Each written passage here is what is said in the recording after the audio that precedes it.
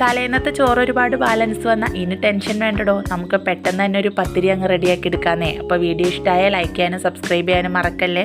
സിമ്പിളാണ്, വളരെ കുറച്ച് ഇൻഗ്രീഡിയൻസും മതി.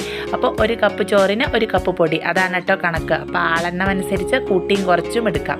ഞാനിവിടെ 1 കപ്പ് ചോറിന് 1 കപ്പ് പൊടി, ആവശ്യത്തിന് ഉപ്പ്, ഒരു 2 ടീസ്പൂൺ വെള്ളവും കൂടെ ചേർത്ത് ഒന്ന് നല്ലതുപോലെ ഇളക്കി യോജിപ്പിച്ച് മിക്സിയിൽ ഒന്നങ്ങ് അടിച്ചെടുക്കണം കേട്ടോ. ഒരു 3-4 തവണ പൾസ് മോഡിലിടുമ്പോൾ തന്നെ ഇതുപോലെ നല്ല സോഫ്റ്റായിട്ട് കുഴഞ്ഞ് കിട്ടും.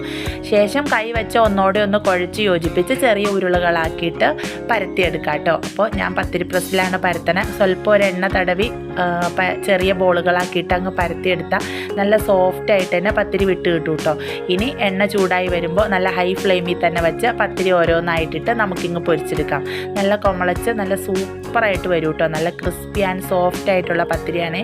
ഇതിനൊരു അടിപൊളി കോംബോ നല്ല തേങ്ങാപ്പാൽ താളിച്ചത്. അപ്പോൾ തേങ്ങാപ്പാലിലേക്ക് ആവശ്യത്തിന് ഉപ്പിട്ട് ചെറിയ ഉള്ളി ഒന്ന് താളിച്ചൊഴിക്കാം കേട്ടോ. ഇതും പത്തിരിയും അടിപൊളിയാണ്. ഒപ്പം ഒരു നോൺ വെജ് കറിയോടെ ഉണ്ടെങ്കിൽ കലക്കും. അപ്പോൾ എല്ലാവരും ഒന്ന് ട്രൈ ചെയ്ത് നോക്കൂ കേട്ടോ. അപ്പോൾ ഇഷ്ടമായ സബ്സ്ക്രൈബ്